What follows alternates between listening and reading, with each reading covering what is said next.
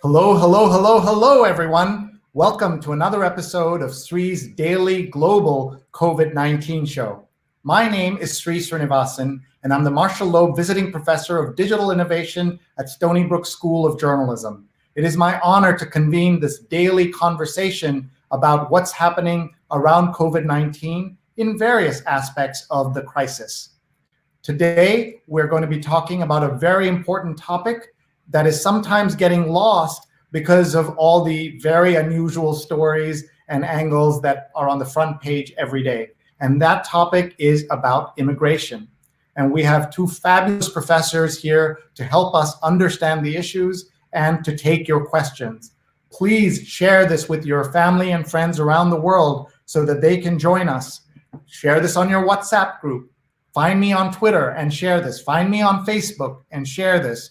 Find me on YouTube and hit like. This is your chance to bring people around the world into this conversation. And please tell us where you're watching from as well. Our guests are Professor Anil Kalhan, who's at Kalhan on Twitter.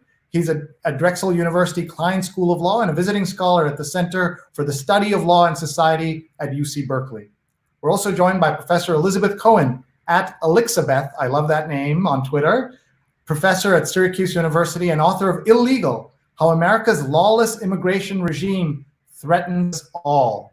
And they are going to be our experts who will help us understand this topic. Before we get to them, a reminder, please share this with your family and friends right now on every way that you know. Take the link, put it on email, put it on WhatsApp, share with your friends, tag them. We're on LinkedIn, Twitter, YouTube, and on Facebook. I want to hear from you. We want to take your questions. But before we do all that, we have to pay some bills. So let's go to our sponsors. We want to thank SownSocialMediaSolutions.com. Survive with Live Video Bootcamp. Starting June 1st, launch your own consistent live stream show in just 8 weeks. Learn how to get and keep your message out there, building relationships with your customers and potential customers during a time when it's needed most. Learn to get past the fear of going on camera, what to talk about when you're live, the tech, how to promote your videos, and actually launch your show in a supportive community of professionals. Please go to SownSocialMediaSolutions.com. Sohn Social Media Solutions, SOHN. And at the end of the show, Tim Sohn is going to join us for a few minutes to just talk about his course. We're also sponsored by one of my courses, Muckrack Academy. We're so excited to present Fundamentals of Social Media for Journalists, PR pros, and everyone. A free certification course. Save your seat right now, mrac.co/social, mrac.co/social. And this is aimed at all ages, well, above 13, all ages, all experience levels, all professions. You will benefit from taking this class because we want to get everybody to have the fundamentals of social media right. And if you know a little bit of something, you can brush up on it. You can also get the latest material. All of that we will do in about 2 hours. And you'll get a certificate at the end of it. It's kind of a on-demand course. It will launch in June, early June, but save your seat today. mrac.co/social. Take a screenshot right now or use your camera and take a photo so that you can get this free course, Fundamentals of Social Media, a free certification course.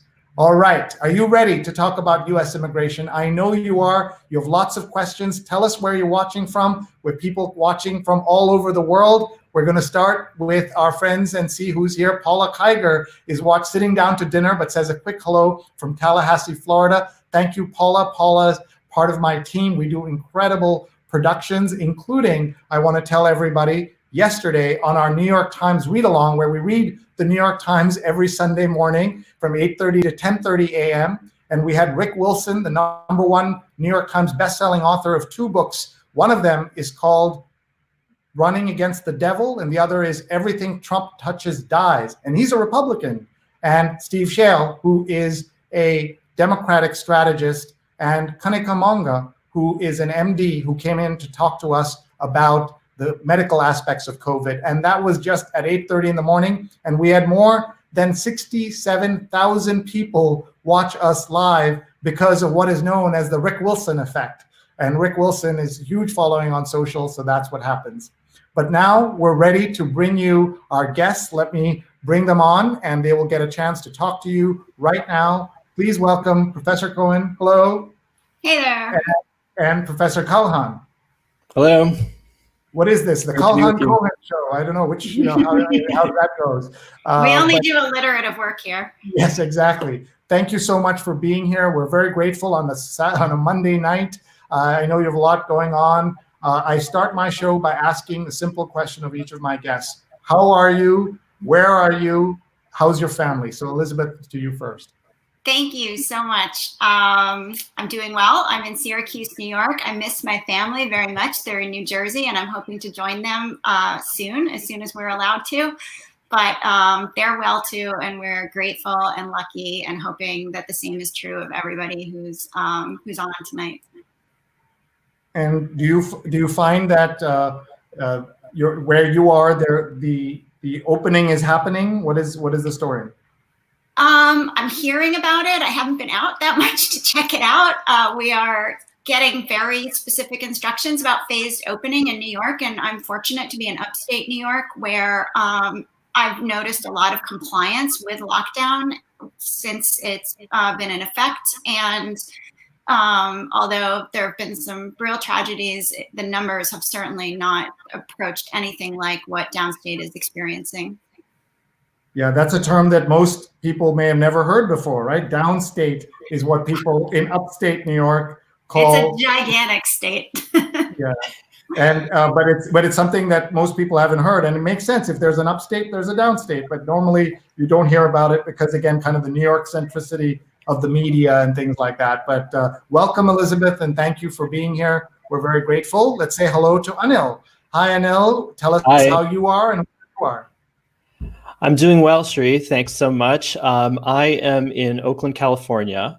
I normally am on the East Coast teaching at Drexel University in Philadelphia, but I have been on research leave this semester. So I've been spending the semester at the University of California at Berkeley, but in fact, mostly on Zoom. And but I feel very fortunate that everyone in my life is doing well, and they're getting a little stir crazy like everyone else, but I think about how fortunate I am many times every day.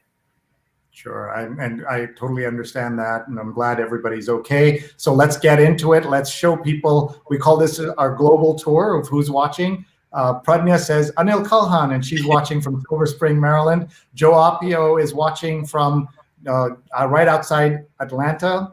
Geeta Narayan's watching from Memphis. And Tim Sohn says, thank you for creating these shows. He's our sponsor. We're so grateful to him. Jonathan Borstein has watched 68 straight shows, if you can believe it. And he's covered in Union Square in Manhattan. Sonali says, hello. Tim says, what's your secret for having so much energy? We'll talk about that offline. And Shahid says, tell me more about immigration. So we'll come back to him.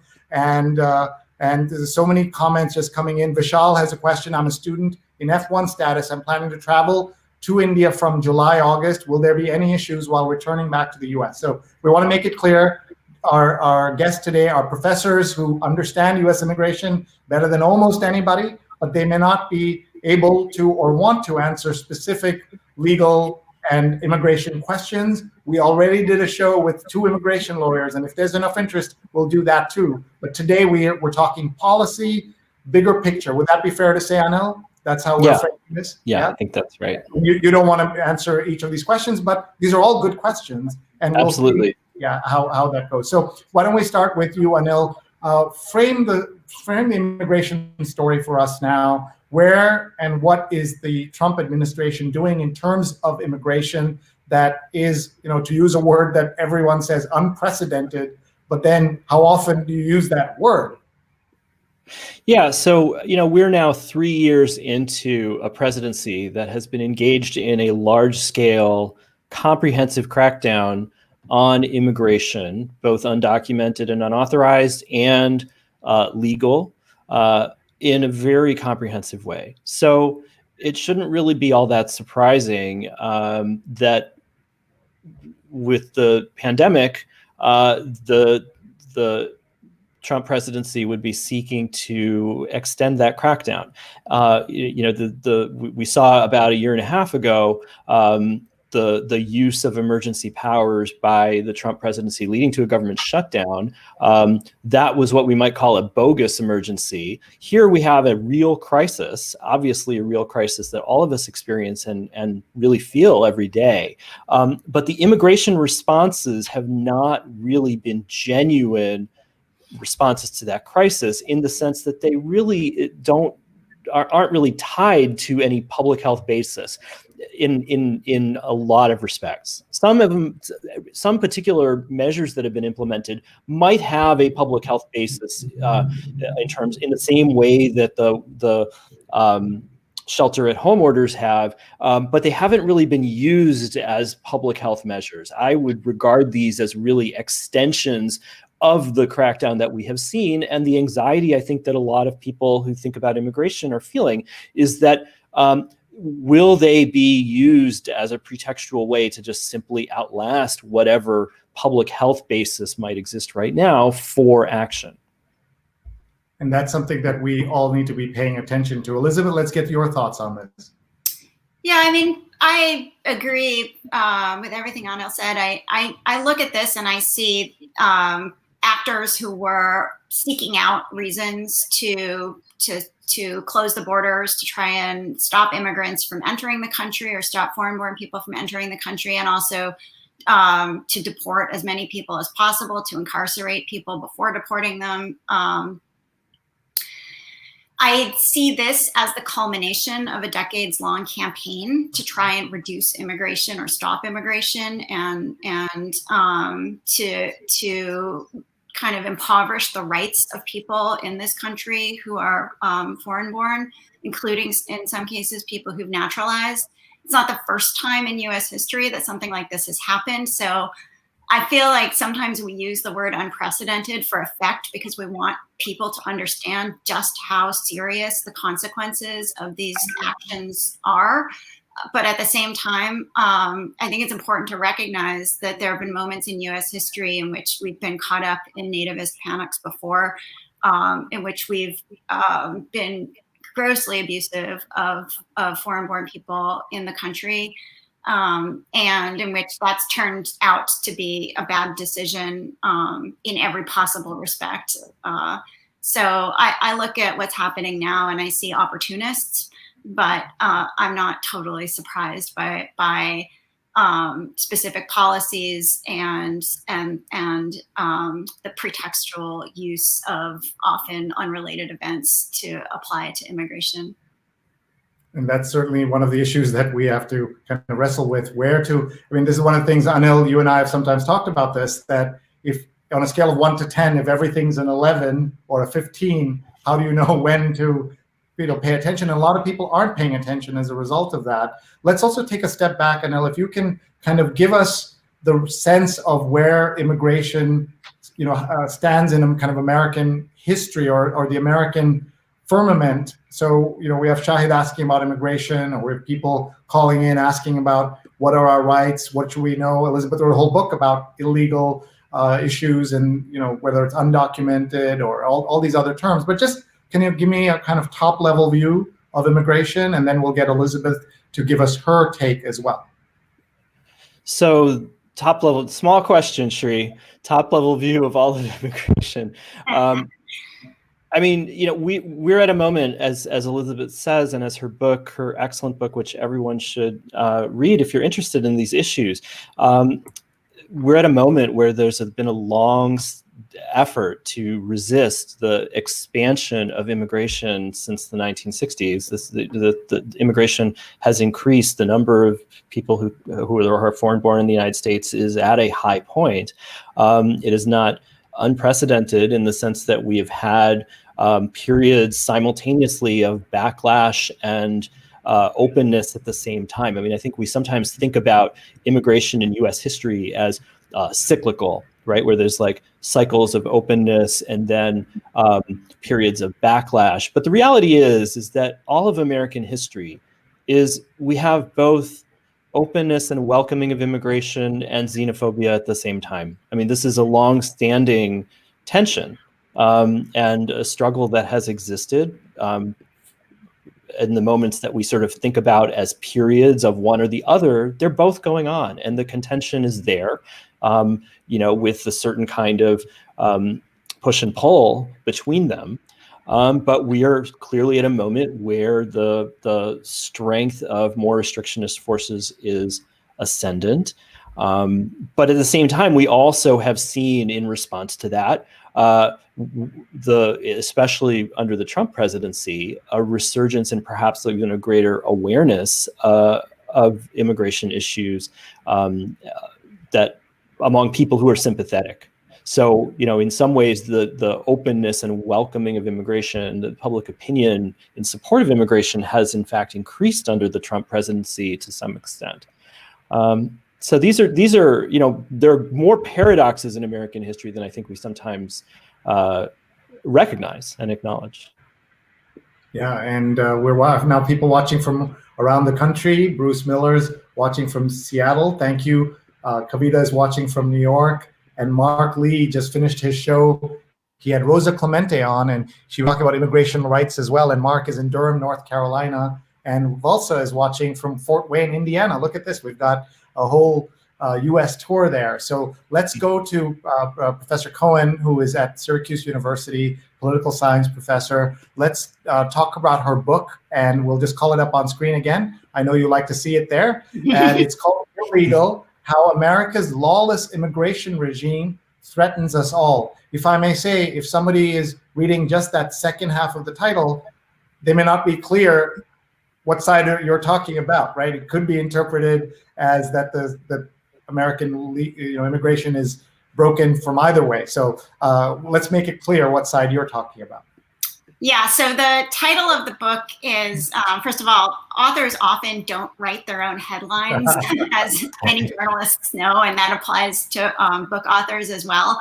And whether it's a good title or a bad title, I can't claim credit for it. I wrote everything else in the book, but the title is intended to provoke people in a couple of different ways. First of all, to convey that immigration enforcement in the United States is composed of a bunch of different agencies who, in a variety of ways, either are kind of exempt from restrictions that other law enforcement agencies are controlled by, or kind of push up against restrictions, just don't obey rules that they're supposed to obey.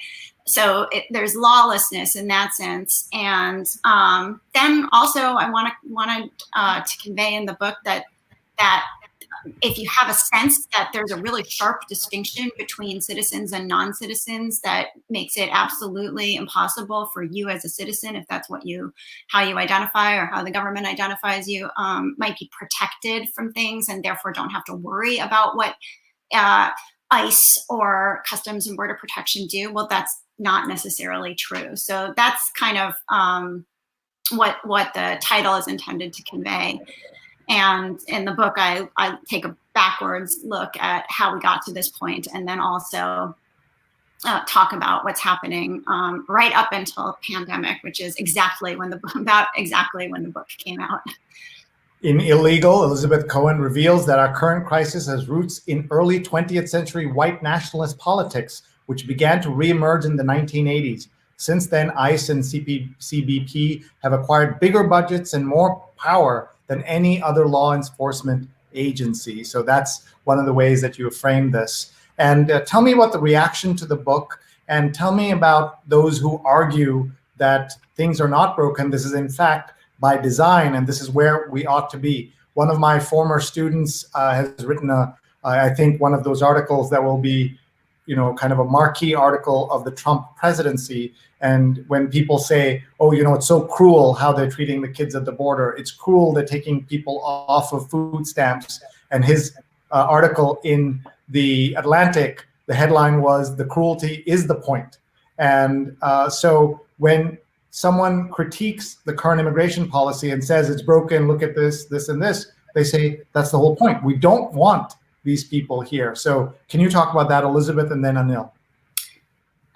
Yeah, so you can kind of, there's many different angles to attack that question. Anil is, I think, made a really important point that public opinion doesn't really track with public policy, in the sense that if you ask reasonably kind of unbiasing questions about how people feel about immigration and immigrants themselves, you get generally supportive responses, not 100% of the population, to be sure, but this is really policy being made by a campaign that's been going on for a long time. And if you look at kind of inflection points like 1993 attack on the World Trade Center, and then the September 11th attacks, and then a few events that were going on in between, what you see are a few policy entrepreneurs really working hard to get policymakers to start doing things that not only restricted immigration, but that also started to associate in people's head the idea of immigration with law breaking and illegal actions. So I think it's really important to get the name John Tanton out there, because he put a lot of money and work into building a network that was campaigning for decades to try and get to the point that Stephen Miller has now pushed us to. So you know, this is where we are, but it is not necessarily where we have to be. And I think Anil's right. These are changes that are not intended to be temporary; they're intended to be permanent. As to the question of like, okay, well, it's being done for reasons, right? So it's being done for public health reasons, or it's being done because immigrants are somehow taking resources away from U.S. citizens. Like, those cases get very hard to make, right? So, well, we're not issuing green cards to people from outside who are coming into the U.S. from outside the country right now, but like there actually are provisions for short-term workers to enter the country. So I'm not sure where we get a public health justification that's going to hold up there. It's going to have devastating economic consequences down the road. The fact that we're shutting doors right now in ways that will hurt the very people you identified, people who need a robust economy.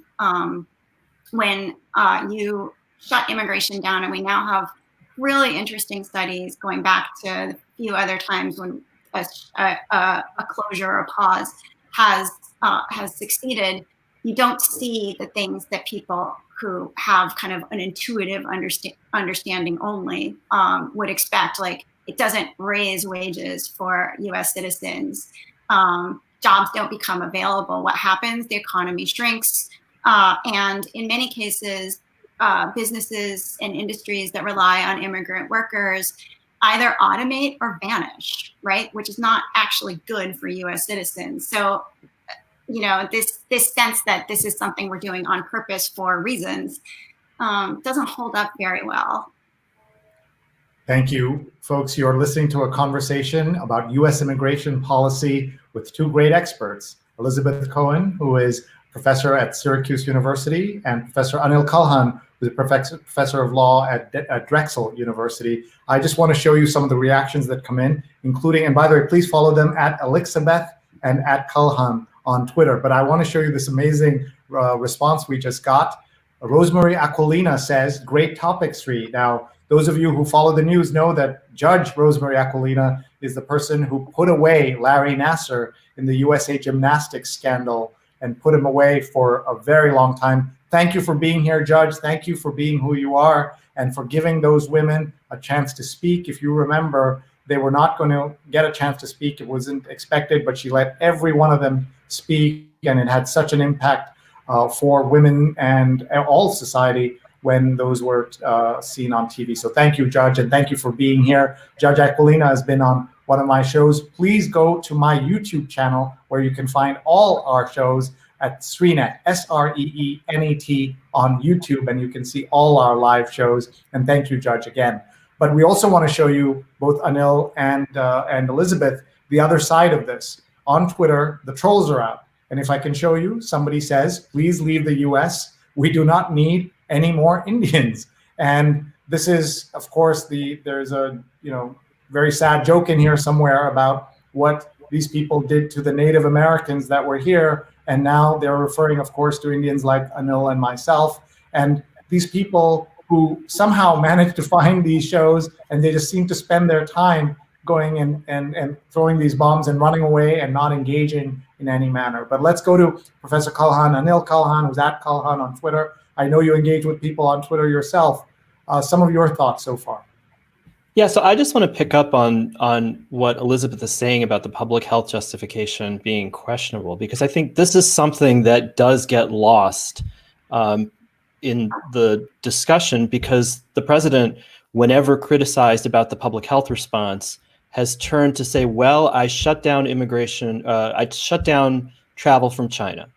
And of course, that isn't true, right? That there's the number of people coming from the places where these restrictions have been placed, people have continued to come. They've been citizens, they've been permanent residents. The shutdown, to the extent there has been one, has been of non-US citizens. And really it came too late, because by the time those measures were being imposed, there was already community transmission within the United States. So to the extent that there was potentially a plausible public health justification, you have on the one hand, these measures, which are half measures. And then on the other hand, you have the other side of the immigration machine of the federal government has been not taking public health measures that would in fact be appropriate. So for example, it is well known and been well documented that some of the real hotspots of transmission are places where people are congregate, in detention facilities, prisons, and courthouses, courtrooms. So even as the state and federal courts were taking measures to close, and the Trump administration was justifying these other measures that it was taking to exclude people from coming to the United States, the immigration courts were operating as usual with people in close contact with each other, to the point where you had a very unusual advocacy moment where the immigration judges, side by side with the immigration lawyers, side by side with the prosecutors, all of their representatives were jointly advocating to the administration to say, none of what we need to shut the courts down from a public health perspective, if you're really serious about the public health concerns that are animating the other things that you're doing. Similarly with detention, I mean, we have people, these are hotspots where people are extremely vulnerable. And, now there's been some efforts to release some numbers of people over time in a very haphazard way. I would not say that it's been consistent, and it's not sort of been enough. And some of it has been really only at the behest of courts. But of course, courts in the context, we can talk more about this, in the context of the immigration system, courts tend to be hands off. So really, there's a Janus-faced inconsistency with what the overall picture of what the immigration process has been looking like, what the immigration system has been doing from a public health perspective. And do you think that people are paying attention enough to this? I don't think enough people are paying attention, in part because it's the details can get complicated, and a lot of this is also not very visible. So yeah, immigration has, in general, even before the pandemic, I mean, I think the way in which immigration enters into public discourse is often not very productive and not very, focused where it needs to be. And of course, I think in this moment, there are a lot of things to pay attention to. And I think a lot of these concerns have fallen by the wayside. And I think you're right. Folks, we have about 20 minutes left with our guests. If Professor Cohen and Professor Kalhan can stay, we've got lots of questions coming in, so we want to ask those as well. Brushali says hello from New York City, and Ashok is watching from a rainy Trivandrum in Kerala, where my parents live. Oh, and there's my mom. Hi, Mom. Great to see you. She is also here almost every morning at 6:30 in the morning there, and she tunes in. I don't know when I'll get to go back, but love you, Amma. Thank you for being here. And Pradnya says, proud immigrant, absolutely. And I just wanted to show this T-shirt, immigrants, we get the job done. And this one of the lines that we heard, of course, in Hamilton, which celebrates an immigrant from a different context and a different era from today. Let's look at some of the other questions and comments that are coming in, and please ask about any question that you like. We can definitely give you a chance to talk to the professor. So let's talk about each of your work as well. Professor Cohen, tell us how your journey. How did you become a professor at Syracuse University? How did you focus on immigration? What is your backstory? Well, part of my backstory is that I'm the daughter of an immigrant, a refugee who came to the United States, excuse me, because of luck at a time when it was very difficult for refugees post World War II to enter the United States. So I guess the backstory is that when you recognize that you have benefited from luck, you try and make sure that as many other people as possible have opportunities that they deserve. And so that may be why I ended up working on immigration and rights as a topic. I'm also a political theorist. I deal with abstract ideas. So I like thinking about things like making people wait and what kinds of costs that imposes on people. So I'm interested in all these delays that tend to deny people rights. So that is kind of where I entered this research, and came to Syracuse because that was where they were going to let me do the most of it. And then this particular book, how did that fit into your research, and how did you know this was the right time to write this?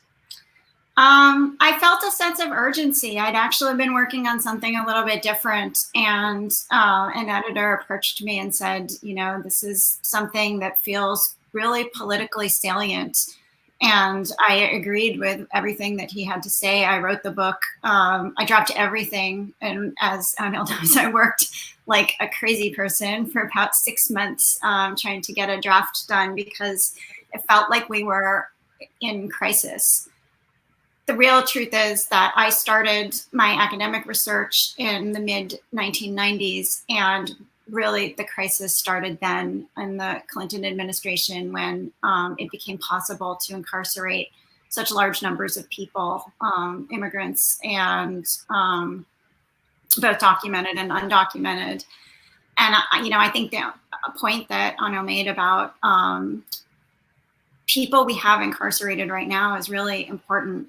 I don't know how many people listening will have read this, but yesterday there was a Washington Post article in which they observed what was going on in Georgia, I think in Alpharetta, Georgia, and kind of how comfortable people are being out right now, out and about in a state that's not locked down. And there's a comment in there about a woman who'd observed, I look at the demographics that this is hitting and it's not really me, which is code for many things, class and race. Right. And I just thought to myself, we will eventually not be incarcerating everybody who's in immigrant incarceration and in prison right now.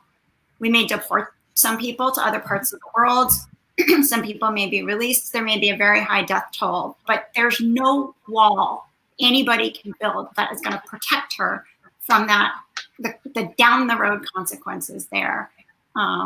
So, and a lot of that goes back, well before Trump ever came into office. Yeah, I just want to point out a comment from Lambert, who says that Obama deported more African immigrants than any president, and yet what Trump has done is beyond just deportations, but also the tribal rhetoric that hyped a certain fear of immigrants, even legal ones, and invariably exacerbated the racial tensions. Anil, what do you say?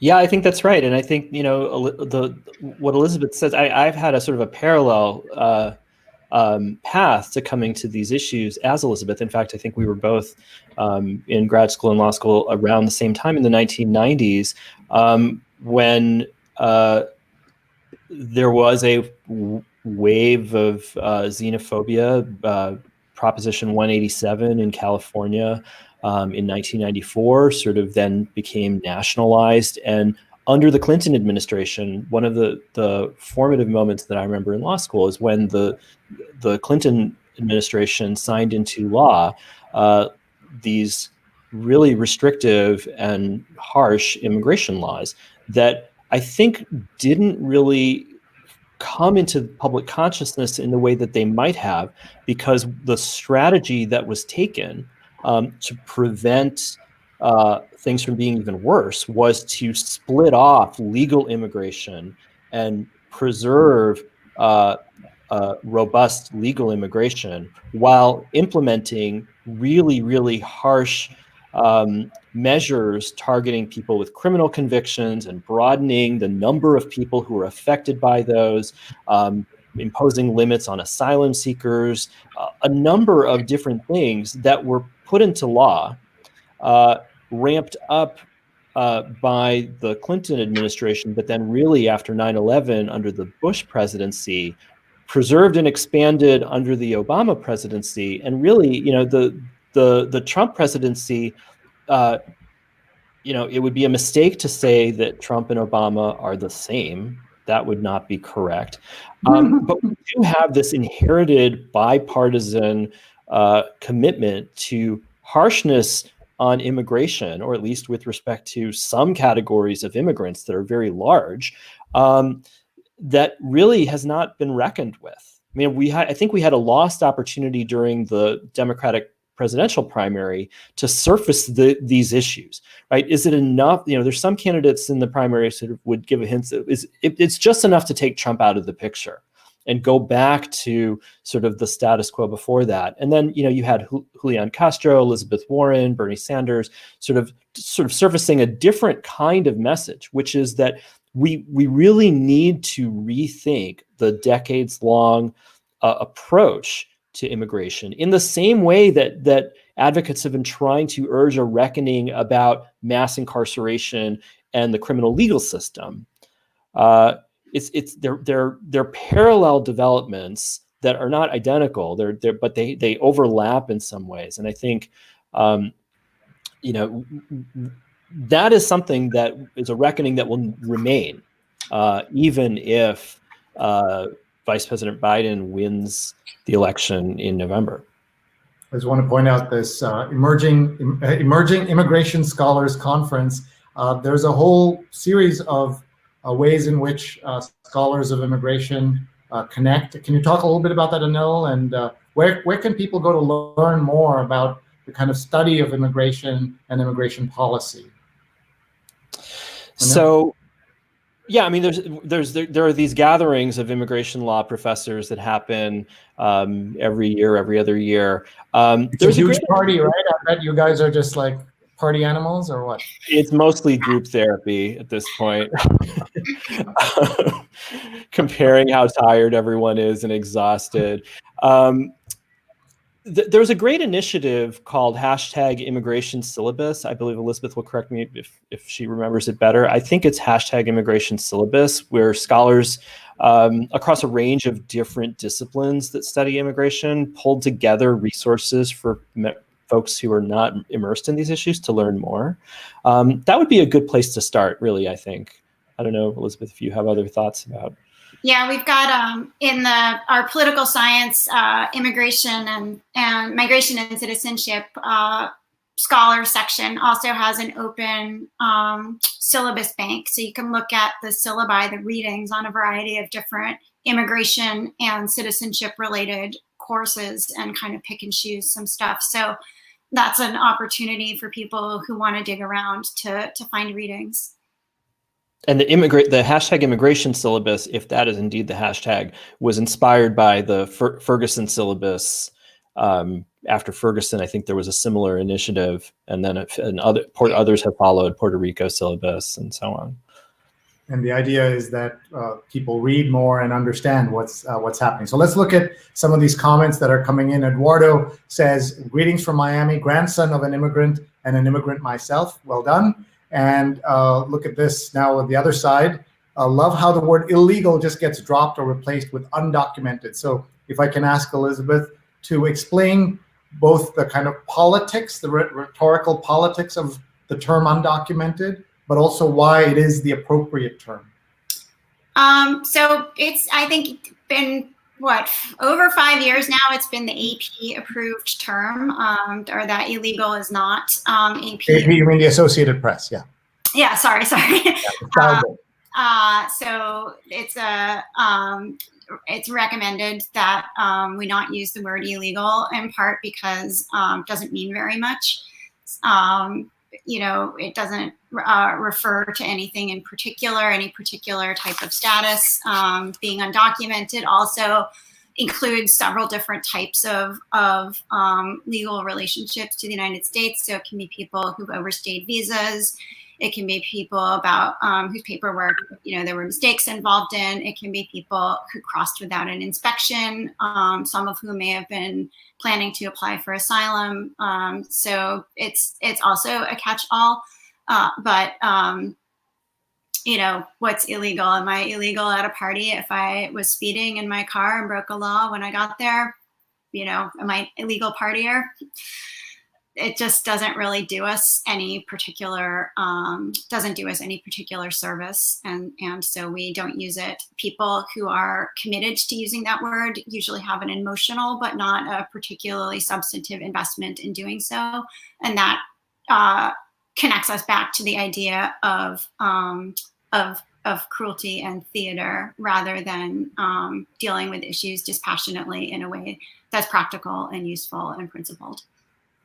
We want to point out that Rose Horowitz, one of our producers, is tweeting at Rose Horowitz 31, and she gives a shout out to Sapphire, the author. Some of you know she was with us on Thursday. She's the author of the novel that became Precious, the Oscar-winning movie, and she said the following in a public comment. She said, "I've brought into the public gaze women who have been marginalized by sexual abuse, poverty, and their blackness.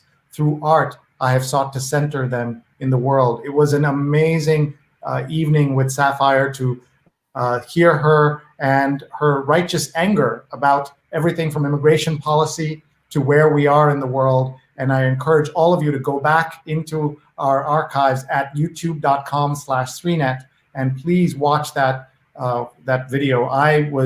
We laughed, we teared up, but we understood that one of the things that this country has done is pit poor African Americans against other poor folks, and poor white people against poor immigrants, and how all of that has shaped the world. And it's very, very tragic. Anil, we have another comment here from someone who is we've got the trolls out. So what can we do? We could ignore them, but it's illustrative of some of the thinking that's there. So I'm only picking the things that we can show. And one of them is this. So you think criminals should just come here? My God, puzzling.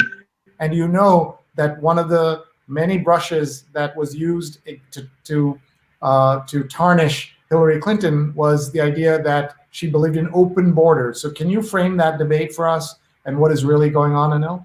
Yeah, sure. I mean, since we were talking about this in the context of the laws that were enacted in the mid-1990s, I mean, before those laws, it was the case that somebody could be deported for the most serious of crimes. If there had been, at the same time, they also had the opportunity to show that they were warranted an exercise of discretion not to be deported. What happened in the 1990s was this on steroids expansion, such that minor crimes committed by, often many years ago by longtime residents, people who may have come to the United States, as children, it really was sort of this much broader expansion. The comment that you read is about letting criminals come here, but most of what the conduct that is taking place that is targeted is conduct of people who are in the United States, who are Americans in many respects, in most everyday respects, and with an enormous amount of severity that really is out of proportion to whatever the deportation is, can be the loss of everything worth living. Many people who face deportation don't know their country of origin. If they've committed a minor drug offense or shoplifting or something like that, does that warrant? Is it proportionate to say that you are going to be deported from the United States, uprooted from the country where you have your family and the ties in the community? You may, in fact, actually have, served whatever criminal sentence the criminal legal system has imposed, which may not even be that severe a sentence, right? We've collectively decided that people who commit a certain offense must serve X amount of time in prison or pay a fine. These individuals, like US citizens who have done the same conduct, what justifies the differential treatment and such a severe response? And until the 1990s, that was how we thought about most of these convictions. And so can you, either of you, if you're comfortable, just lay out what is going to happen now with the new pause, as I always put it in quote marks, because the pause is what is being referred to by the White House. They have no reason for us to believe that it's anything temporary. What is keeping them from just extending this for a long time? That's my question. Well, that's one of my questions. And the other is that when I meet immigrants who are from, say, India, they believe that this president will always take care of what they call, the skilled immigrants or the engineers from the Indian Institutes of Technology and places like that, and that he has some love for them. And I tell them that President Trump would rather have, a fisherman from Norway come here, but the Norwegians say, no, thanks, we don't want to come. So they have no love for skilled versus unskilled. And by the way, people we were calling skilled and now suddenly unskilled we're now suddenly are essential. So Elizabeth, can you reflect on some of that for us? Yeah, I think there's probably a bit of a lag in some people's sense of what direction things are going, often because it's difficult to confront great risk. We try and reassure ourselves that we're safe. I see it in my own profession with people assuming that they will not be hurt by cuts to higher ed. And of course, nobody's invulnerable. And I think that may be kind of a psychological process in which people are trying to reassure themselves, because the consequences of confronting reality would be really devastating. But in fact, I don't think that we have any reason to believe that the Trump administration is going to protect any categories of immigrants. There's just no evidence that that's what's going to happen. And so I think that eventually that's going to be absolutely undeniable. I think, there's already lots and lots of ways in which they've nibbled away at the rights of, people like to say skilled work visas. I tend to say high paid because of course there's a lot of skill that goes into work that people do on other types of visas. But, it's just undeniable that the Trump administration wants to halt immigration. And, it's going to be really interesting to see what happens now that we're in a position in which the closure of borders, which has heretofore been something that's mostly been about people trying to get into the U.S., is now going to start impacting people who want to leave the United States. And what's going to happen now that there's plenty of reason for people all over the world, governments all over the world, to question whether they should be welcoming people from the country, to get back to the theme of the podcast, with the worst possible COVID response. What is it going to mean when we can't travel? And you may have listeners who are like, well, I don't want to travel and people shouldn't want to travel. Why should people be leaving the country? Or this doesn't affect me. But everybody is affected when people can't move freely. They may not need to do it, but something they need relies on people being able to move freely. And that hardening of the borders is going to matter in both directions. Thank you. We're just looking at your Twitter feed. First of all, you have a wonderful Twitter handle, Elizabeth, and your Twitter name you've made, Dr. Elizabeth Sasha Baroness Cohen. Tell us what people will find if they follow you. What is your personality on Twitter? Obviously, it's not your typical professor. So tell us about that a little bit. I don't even know what a typical professor ought to be on Twitter because, of course, professors predate Twitter, but you will find oversharing and immigration news and discussions of lots of things that I'm attempting to cook while on lockdown, some of which are going okay and some of which have not turned out that well. Yeah, so it's a mixture of personal and politics. Yeah, and you're commenting about COVID in various ways, including its effect on higher education. So now let's take a look at Anil's Twitter handle. And you are not expecting Ariana Grande on a professor's feed either, I think, or whoever that is. So Anil, talk to us about @Kalhan. Well, the reason why Ariana Grande is at the banner photo is because if you were to look carefully at what she is reading with her dog, that is an immigration law textbook. It's the previous edition of the textbook that I will be joining the next edition as a co-author of.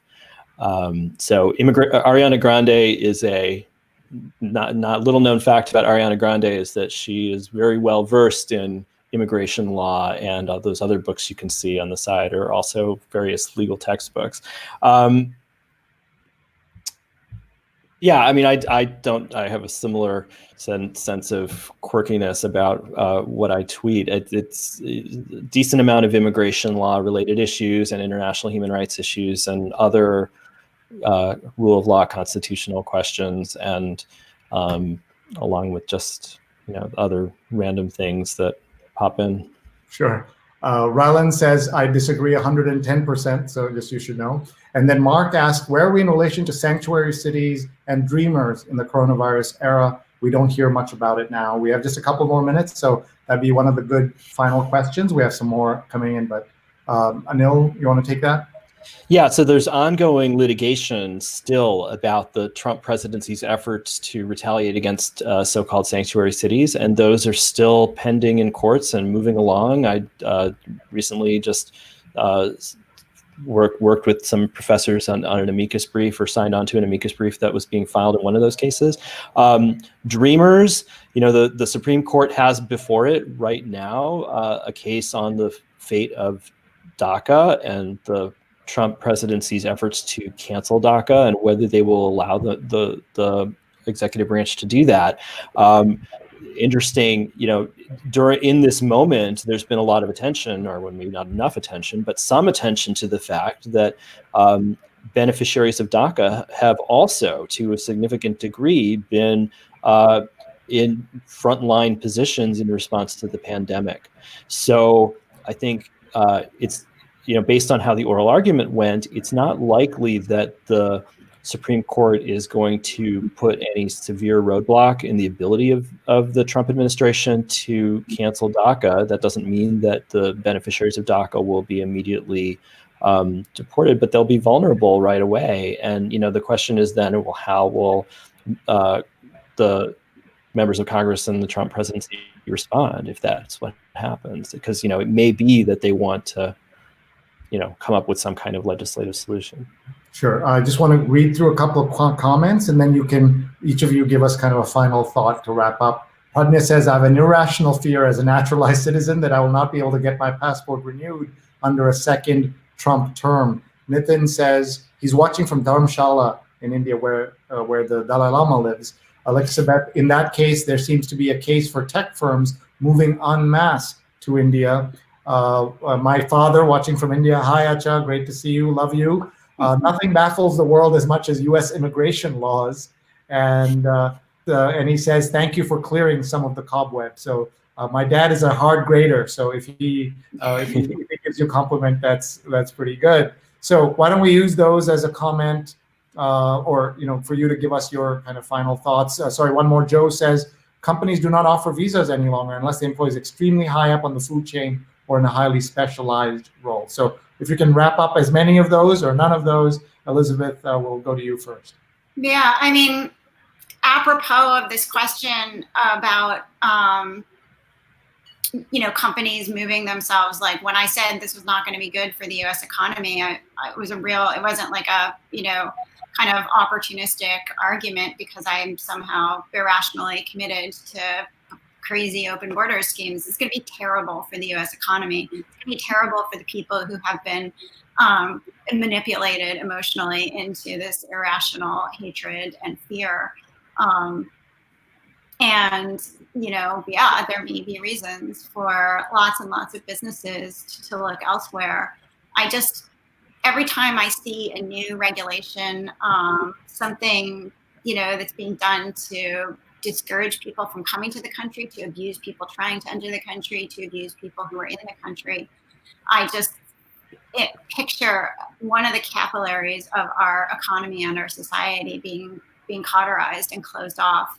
And, this will be really consequential for lots of towns that were trying to make economic turnarounds that depend on their colleges for economic life. As visas become hard to get, it will be difficult for businesses who rely on foreign-born workers because there aren't U.S. born workers who will do that work. And it's just really incredibly damaging to our reputation as well. So in every way, I think this is just the most self-defeating possible course of action for everybody except the person who's running to be reelected right now.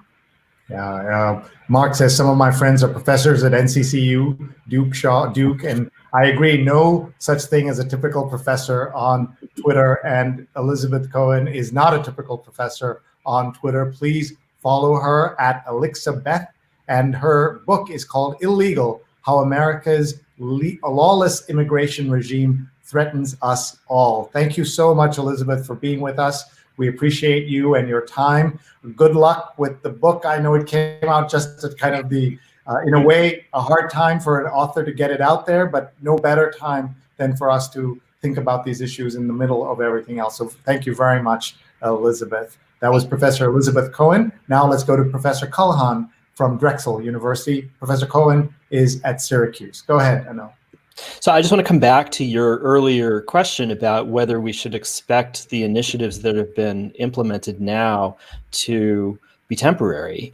And the Trump administration has signaled pretty clearly that they regard these initiatives as part of a longer-term strategy, right? That they're really looking opportunistically to use these measures as a way of targeting asylum seekers, as a way of targeting prospective permanent residents from outside the United States. And so it's not a question really of guessing or speculating. They have been very clear about this. Stephen Miller, in his calls with outside restrictionists who were angry that the president didn't go far enough, he reassured them, no, just think of the longer term effect that these measures will have. And in fact, actually, I think I saw a headline today that the next step is to shut down H-1B visas and other employment, temporary non-immigrant visas.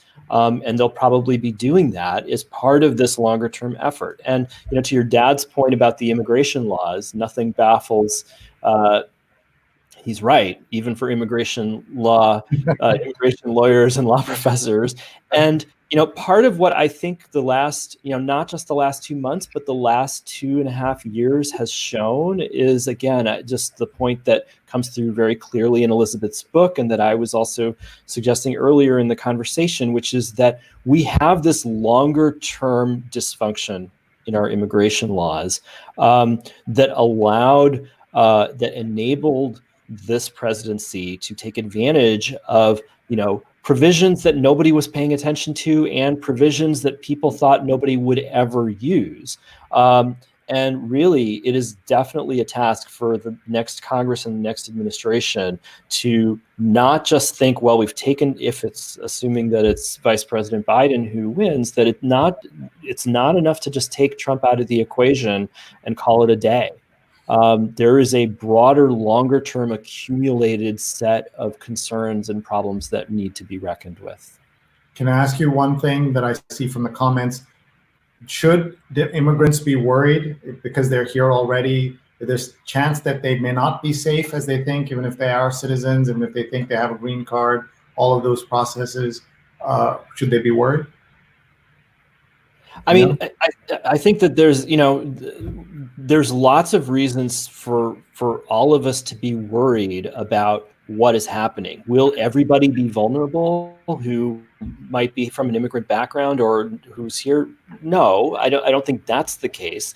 But, part of the strategy here is to create fear and to create discouragement. So when I hear questions like that, on the one hand, I want to acknowledge that the fear is well-founded and real. At the same time, I want to encourage people not to internalize it in a way that, in fact, actually, is going to make folks panic or undermine their own health and well-being. Right? There's a lot of things that are associated with this, with the cultivation of fear. Right? It's to the point of the cruelty is the point that you were referencing earlier in Adam Stewart's article. That I also want to encourage people to find ways to resist. All right. We'll have to leave it there. We could have continued for a long time, but it's already 10 o'clock Eastern. Thank you very much to Anil Kalhan, professor at Drexel School of Law, and Elizabeth Cohen, who is a professor at Syracuse University. Thank you both very much. We wish you the very best. Hope you'll come back and enlighten us in the future. I hope I won't still be doing the show. It's been 68 straight days, and I promise to do it as long as we're in lockdown, and we're hoping that we'll come out one of these days. But thank you very much, and good luck. Great. Thank you so much. Okay. Bye-bye. And thanks to both of them for being here. But don't leave yet. We want to do a couple of housekeeping things that are also interesting. First, we want to tell you that we have a course, that I have a free course that's being offered. I'd love all of you to sign up for it. You all know a person of any age who would benefit from Fundamentals of Social Media for Journalists, PR pros, and everyone, a free certification course. You can sign up at Muckrack Academy, mrac.co/social, mrac.co/social. We did this because we wanted people to get more skills during this time. As things are under lockdown, you can pick up a free certification of a course that Linda Bernstein and I are putting together, my colleague of many years. We've taught together around the world and worked together, and she's a fabulous teacher as well, and you're going to learn a lot. So please take a screenshot or take a photo with your phone and send this to your family and friends and tell them to sign up. We'd love to have them join us. mrac.co/time. I know you're somebody who's in bed much earlier, but thank you for staying up. Thank you for sponsoring my show. You were the very first person 68 days ago to sponsor us, and that was a lovely gesture and very meaningful to me. Bruce Springsteen says he never forgot who gave him his first $10 to play guitar professionally, and I've gotten other money for other sponsorships, but for this show, it was very meaningful. So thank you, Tim, and tell us about the show and why people should take it. Absolutely. So thank you so much. Sorry, I called it a course, but I mean a show. Yeah, that's okay. Thank you so much, Sree, for letting me be your first sponsor and to be back again as a sponsor. So Survive with Live Video Bootcamp is a bootcamp for anyone. It could be someone who's a business owner, who's a marketer, who has or is involved in a nonprofit organization. Anybody who wants to get a message out and keep it out there through the power of live video, live streaming. So whether you want to go live on Facebook or Twitter or LinkedIn or YouTube, or very similar to what Sree is doing right here with his amazing shows. So how this program works is it's a 2-month course, and we cover everything from how to get you past the fear of going on video, which could be a big challenge for a lot of people, to what should you talk about on your live videos anyway, to how do you get people to actually show up for your live videos once you start producing them, and so much more. And the really awesome thing about this course is that we have an awesome private Facebook group. And so we're all practicing to create live videos at first, right, in this private Facebook group together. So we're showing up and we're supporting each other as we do our live videos together. And then in month 2 of the program, we actually embark onto our own social networks and launch our own shows, which is really cool. So, so thank you, Sree, for allowing me to be a sponsor. In round one, we've had so many amazing shows launched already. There's one show that's called Romping Radishes Live, which is a children's story time. Julia Weeks has launched her show. The Navy Yard show. Yeah, thank you, Sree. And so many others. We've had everybody from realtors to nonprofit organizations to career coaches. Last night, just two of the people in our program, somebody who's a career coach in North Carolina and somebody who is in India. We're doing a show together on Facebook at 11:30 at night that I stayed up for. So I would not have been able to do that without being a sponsor of Sree's show. That global community, I would have never ever imagined that would have happened. So thank you, Sree. And if anybody wants to sign up, Sohn, SOHN, socialmediasolutions.com, and the course starts January 1st. So sign up soon. June 1st. Oh, I'm sorry. What did I say? January. I need to go to bed. Yes, you do. Thanks very much, Tim, and thank you for your sponsorship. And folks, Tim paid extra for showing up on video here, but otherwise our rates are very, very manageable, and we'd love to have you join us as a sponsor, and we are very grateful to Tim. So thank you, Tim. Bye. Thank you, Sree. I appreciate it. Have a good night. And thank you, everybody, for watching. A couple of quick things. Please go to my YouTube page and become a subscriber. We have so many great shows. We have spoken to more than 130 people on this show, and we're very proud of the quality of our guests. But we're looking for guests, themes, topics, and sponsors. So please email me. You see my email address right there. You see my Twitter handle. Please connect. And also my YouTube channel, youtube.com/Sreenet. That's the best way to keep up with all my shows. And then for you, I also have this WhatsApp QR code. So pull out your phone right now and hold it up to the camera. Hold up your camera to the QR code. If you're using an iPhone, you'll be able to get a link to my WhatsApp alerts. It is not another WhatsApp group full of racists. It is your way to just get an alert from me, a ping, quiet ping, when I am live. And I'm so grateful to everybody for watching. Please email me, Sree@Sree.net, if you have any questions, and we'd love to see you on my free global course that we're doing with Muckrack Academy. Please check it out, Fundamentals of Social Media for Journalists, PR Pros, and everyone. Free certification course. Save your seats, mrac.co/social, mrac.co/social. Thanks very much, everybody. We'll see you again. Thank you, thank you, thank you. And any questions and comments, welcome. We have so many great comments and folks coming in here. We're so grateful to everybody. Thank you, and goodbye, everyone. See you.